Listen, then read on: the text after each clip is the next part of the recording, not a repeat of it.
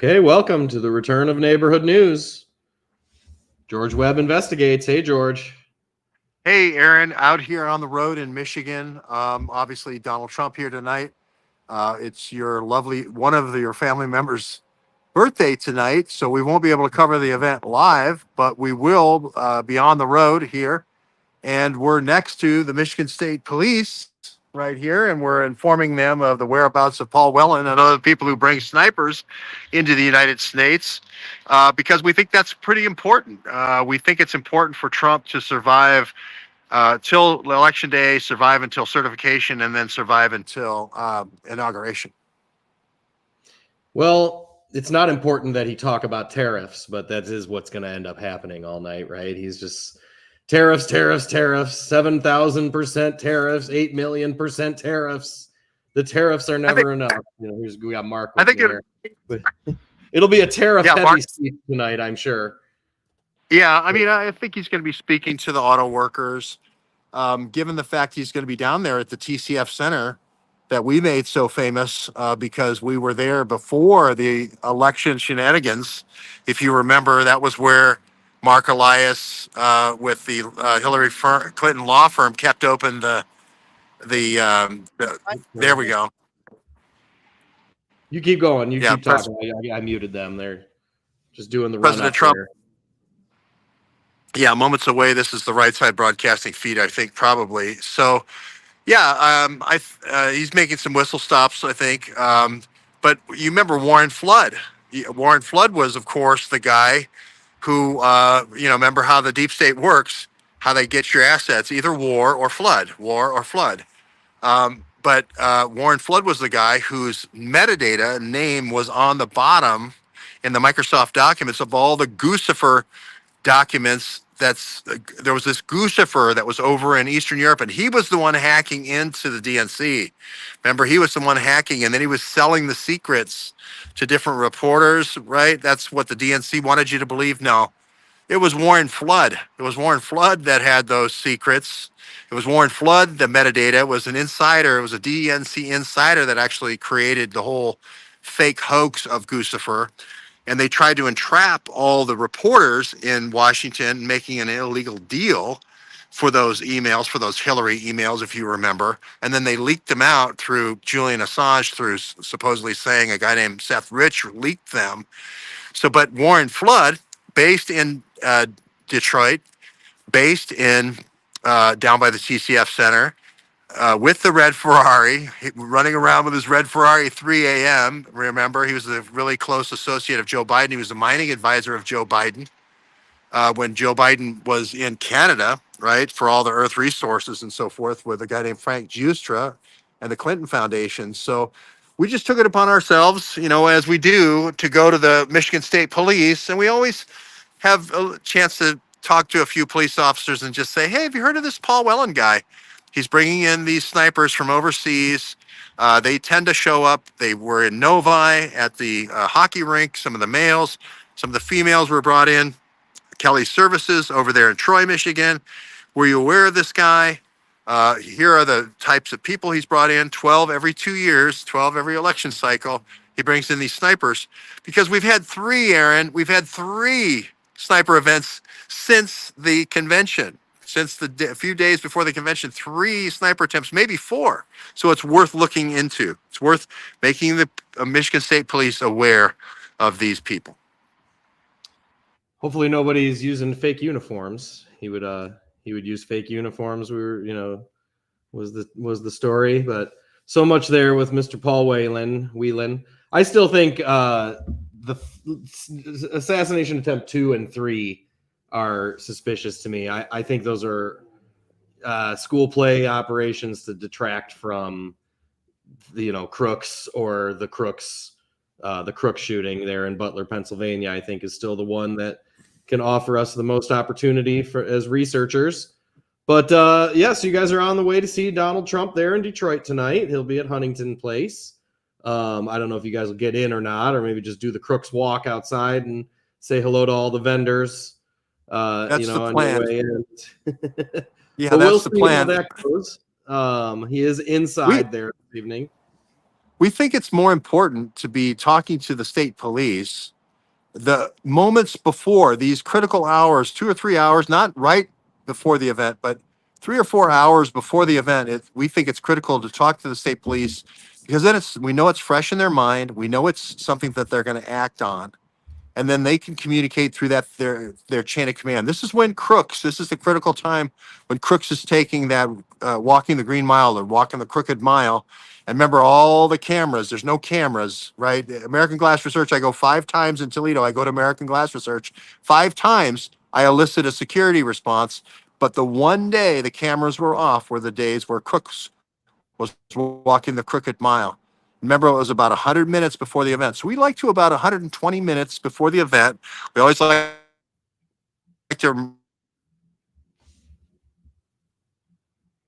Oh, you froze a little on us. I wonder if that's our remind the internet or state yours. police that are loose in the country, to remind the state police of the folks that are on the loose, the Iranian assassins that are on the loose. Why the FBI and the Secret Service wouldn't be telling the state police this? This seems like news to the state police. Why is this news to the state police? Right? Why don't they know right before a Trump event they should be looking for 2 Iranians? Right? This is when people bringing in the loaded weapons, they're bringing in the loaded guns, they're bringing in the loaded long guns, they're bringing in the loaded pistols, they're bringing in the fake license plates, they're bringing in the fake passport names, 3 different names on the passports, they're bringing in the fake driver's licenses. These are the things that we want local law enforcement to do. We want local law enforcement to do these checks. And if you don't get to see Donald Trump because you have 3 fake passports, then you don't get to see Donald Trump that night. And that's why we're doing this 2 hours before the event. Yep, and of course you are here in Michigan because it is the swing state Yep. of all swing states. I mean, maybe us, maybe Pennsylvania. It goes back and forth. It does appear Ohio has kind of been cast to the Republicans, I guess. I mean, you'd think that Ohio would still be a swing state, but they're not doing too much in Ohio these days. But Michigan, Pennsylvania, it looks like Donald Trump is in Detroit tonight, and then tomorrow he's off to Latrobe, Pennsylvania, and Sunday he's in Lancaster, Pennsylvania, as we see here from the DonaldJTrump.com website. But yeah, Michigan, Pennsylvania, definitely a little bit of North Carolina in there. You wonder if that's because of the weather news that's, been such a hot topic lately. Obviously, we don't need to dive into that right now, but Michigan, Pennsylvania, North Carolina, back and forth, back and forth. The rest of the country are just spectators to what's about to go down here in a few weeks. So certainly you're right on the beat. I think it's the suburban voter, Aaron, right where we are here in Southeast Michigan, especially. Trump was not too far from here. Detroit on down to the Ohio border where Swing State Studios is the key area of focus. And then, as you said, Western Pennsylvania, where we have our other Swing State studio and our other Swing State folks, citizen journalists in Western Pennsylvania, Latrobe. All these. He's in Windber. They're in Johnstown. They're in Windber. They're in Butler. They're in all around the western side, mostly of Pennsylvania, and that's going to be the thing that flips the Pennsylvania one way or the other. It's the soccer moms. Oh, we froze you a little there. I see. It always comes down. Sorry, we got you there. It always comes down to the soccer moms. Yeah. Huh? The soccer moms, and Yes. It's because the Democrats, get them all conditioned to think that all Republicans are racist, and they've got to cast their vote for Democrats to not be racist or not commit a microaggression or whatever. But then there's the nagging thoughts in the back of their head that like, oh well, the sensible thing is what I see in front of me. But that's why it always comes down to the soccer moms at the end. I guess, what the pollsters and the public relations firms are thinking and who they're targeting is anyone's guess, but soccer moms. Well, yeah. And I know one soccer mom, which is your wife. And the only 4 children I've ever seen in the Swing State Studios were all Cafe au Lait. They're all a combination of you and your wife. So we may call it the. I was going to call it the Real News Cafe, but maybe we should call it the Cafe Olay Cafe because all the kids are Cafe Olay. But yeah, I mean, really, African News Network. How many years did we do the African? Did you do the African News Network? Yeah, well, 13 years. she Teach had on a the Trump beach. sign yesterday. She had a Trump sign yesterday, actually, that she told me for $200 she'd let it go in the front yard. So we'll see. We'll see how that goes. You know, for her, you know, the media, they're just so they get in on these keywords, right? And for her, it was the S-hole countries. Remember the S-hole countries mark that Oh he yeah, apparently right. made, which was apparent, you know, that was behind closed doors. And Dick Durbin, you know, little Dick Durbin came out afterwards and, you know, as, oh, you should have heard what Trump said. He called them S-hole countries. Oh, it's despicable that he called them S-hole countries. But I think she's finally getting over that now that it's voting time. But she's one of the Yeah. soccer moms they're working on. Yeah, that's what it's all about. You know, they're going around. And so they'll be in Detroit tonight trying to target the soccer mom vote. And, you know, it's on. But yeah, so you got a couple researchers there with you. Did anybody else want I to do. make any I comments? do. I see. You guys get back on the road here. Yeah. We're probably going to jump back on the road. I see one of our Washington residents is coming over, and we have an Oregon resident. People are coming here from all over the country where they're in blue states where they don't feel like they can make a difference. Their votes are pretty much, you know, not going to make tilt the balance in Washington or Oregon or California. Same people are coming from the East Coast as well. We have people coming in from Boston, people coming in from states that they know are going to be red states. We have people coming in from Idaho and other blue states like Illinois, states like Ohio, et cetera, because these two states between Pennsylvania and Michigan is the whole election. It's been Florida before, but you've noticed neither candidate has spent any time in Florida, right? They're just kind of conceding Florida to Trump, which is kind of amazing. The whole battleground is Pennsylvania, and the whole battleground is Michigan, and it's all about trying to convince the soccer moms, yeah, that I would like to see them convince your wife that you're racist. I mean, that would be a good trick with the four Cafe au Lait kids. She could just look at her kids anytime and go, well, maybe he's not racist. But you know, this is an old trope that they keep pounding the drum. They keep banging that drum, and it doesn't have anything to do with our future. It doesn't have anything with making your kid a doctor. Doesn't, which is one of our shows. Doesn't have anything with making your kid an engineer, which is one of our shows. All those Cafe au Lait kids are stars of the show. It doesn't have anything to do with making your kid a nurse. Doesn't have anything to do with any of our kids' future. Nothing, right? It's just some empty word that it's a drum they bang so that you lose your cognitive senses and say what's best for the country. So we're in the Swing State Studios because we want to affect mainly Michigan, Ohio, and Pennsylvania. We've done some work in some other states, but those are the three biggies. And Aaron, you've burned a track. You burned a track in the hole in here 3 times a week between Pennsylvania and Michigan. The Kolomoisky corridor, we call it there along northern Ohio. As Kolomoisky used to own much of the property. He's probably been selling off a lot of his assets over the last few years, it appears. But yeah, that's where we hit, you know. And I mean, Trump getting shot in Butler, Pennsylvania. Who could have called it? We were there with.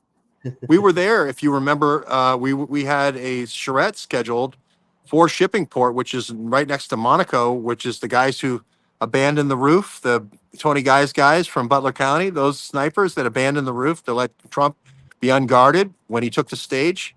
Monaco is where Greg Nickel is from, the key guy who was the key man that had everybody clear off the stage. So we had already planned a charrette there. We had already done one last year, talking about the probability of a sniper, either voting or sniper was the two tracks that we talked about in Windber in Pennsylvania. So we had just done a charrette there, a news gathering event of 10 to 12 people over 10 to 12 days. So yeah, these guys over here, right? They're talking about the border. They're talking about tariffs. They're talking potentially about gangs and crime and so forth. And these are things that we know are baked in. We know that high taxes for Kamala Harris, high crime with Kamala Harris. We know all of these, no border protection. All these things are baked in. The big thing that's in question between now and the election is, will the candidate be killed? Right? We have had 3 assassination attempts. The effort should be put with the state police right here. The effort should be baked into the state police to make them aware 2 hours, 3 hours before the event. So they're looking for the people that are trying to drive in to the VIP area with the guns loaded, with the pistols loaded, with the fake passports for the getaway. Right. That's what we need to concentrate on. And our work isn't done if Trump does win, because then we have to get the certification. Then we have to get to the inauguration. It is a scary time for the country and for the big guy, or that big guy. But thanks to your research and our research community, we're trying to do our part to be ahead of the game and be preemptive as best we can. What was that term? The other preemptive? What was preemptive? Permissible assistance. Permissible assistance. Oh, that's right. Okay. Permissible assistance. Permissible assistance is from Defense Department Directive 5420, permissible assistance, which allows snipers to be brought in by the federal government to assist state and local police departments. Right? We're right here at Michigan State Police that allows the Defense Department to bring in snipers. This is directly against the Third Amendment, which is for a standing federal army. Directly against the separation of powers of federal and state. I believe it's 10th or 11th Amendment. I can't remember which. And then directly flies in the face of the Posse Comitatus Act in 1878, which is, hey, get your federal troops out of my state. So all of those things we need to talk about before the shooting starts. We got to say, well, wait a minute. Are you going to be able to use bioweapons on peaceful protesters? Can you use snipers on peaceful protesters? Can you use drones, killer drones on peaceful protesters? We have to get some kind of rules of engagement established before the shooting starts. Yep, there it is. Permissible assistance. You got on screen there. DOD directive. Beautiful graphics there. Still got to get my chops back here. It is. Well, I love this because I haven't had the. Yeah, I haven't had, you're back at Beautiful Swing State Studios. I haven't had the ability to have these graphics for 3 years. Gretchen Whitmer shut us down with COVID. If you remember, it was okay for her to put her boat in the water, get her boat in there, away in front of everybody else. But we couldn't be using our boat. We couldn't be using our cabin. You couldn't use your cabin here in Michigan, right? Because you were too close. The family was too close. You couldn't use your house. You had to have your kids on one side of the house. You had to be on the other. You couldn't see your kids, right? But they could put their boat in the water first. And of course, it put a lot of businesses out of business, including neighborhood news. But we got it all out of storage here, and it looks pretty good there at Summerfield and Secor. Summerfield and Secor. Absolutely. Well, and we are having a charrette next week. Folks are encouraged to make it up here. The next charrette is before us here with the election coming up. If you want to be impactful and make a difference in a swing state, everyone is encouraged to flock up here next week for the next 2 weeks, starting Sunday night, actually.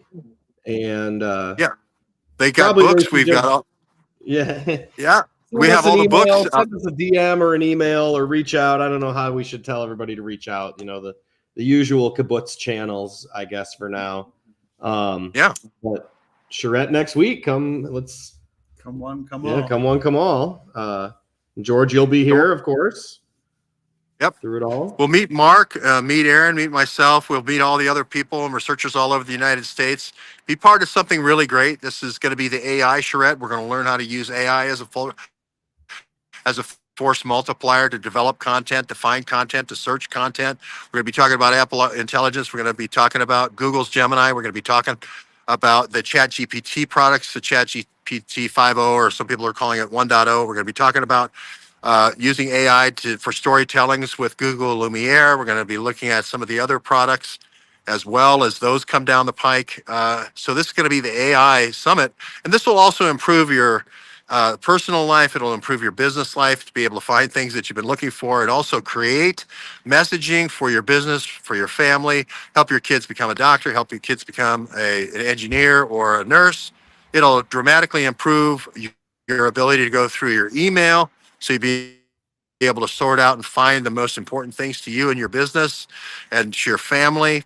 It'll generally be a force multiplier of one order of magnitude in every potential second of your life that you're awake.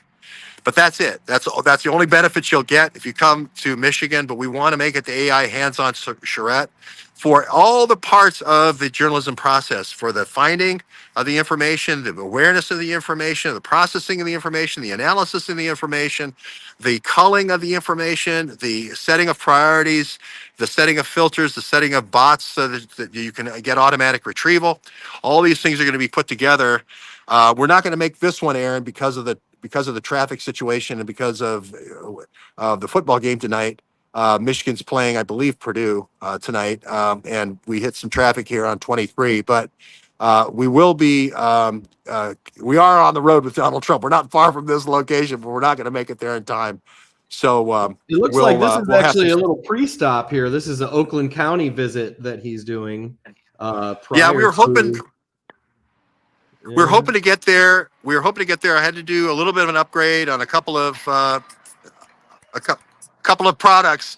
So we'll let everybody tune in now to this for the live stream, and then we can comment about it in a little bit if you'd like. Sure. I'll Yeah, come back. maybe I'll keep it rolling here. We'll let you keep driving. I'll let this roll here on our page and see what we get. But okay. All right. Thanks for checking in. We'll talk Thanks, Aaron. to you as we go here. All right. Thank you, George. Thanks, Very good. Thanks, Mark. Thanks, Mark. All righty. Okay. Bye-bye.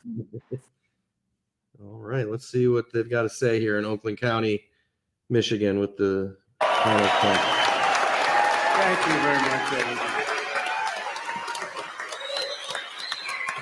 Thank you. Well, it's an honor to be with you. We're doing very well in the polls, as you probably heard. They're getting very big numbers, Byron. They're getting much bigger than even anticipated. So I don't know what that means. It's a poll in itself, but the early voting seems to be even far bigger than we thought, or we had great expectations. People are not loving her, and why should she? She didn't show up for the big Catholic event. This hasn't happened in decades. She didn't show up. She gave a very short tape, and it was not an appropriate tape either, but she probably hasn't figured that out yet. And we should have gotten about 100% of the Catholic vote last night because I showed up. But I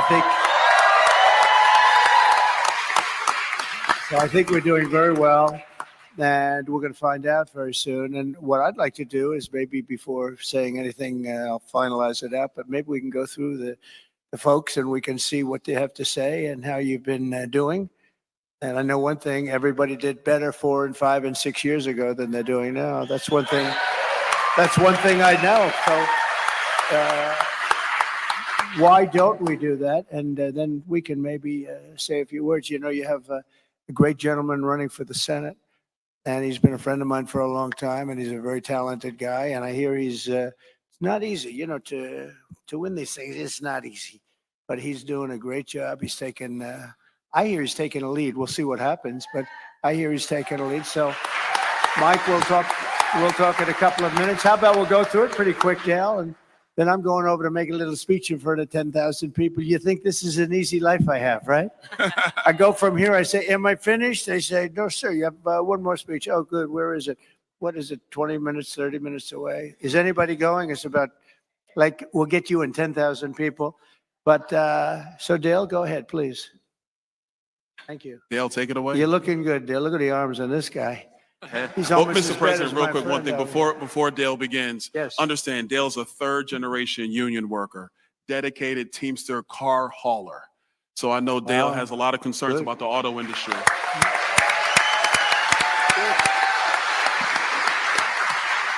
So Dale, please. A healthy-looking guy, too. Go right ahead. Right. Yes, sir. I believe Donald Trump will protect the Michigan auto industry. He will end All right, folks, we're going to end this stream here. Thanks for joining us. Mandated We're back in the action and Plans to expect more from neighborhood news here as we learn how to use the equipment again. And next week, Charette, Michigan Charette. He has plans to impose help. 200% tariffs Come and on help with the all election. auto companies that want to ship our jobs you. out of the country. He will save our jobs. He will put American workers first.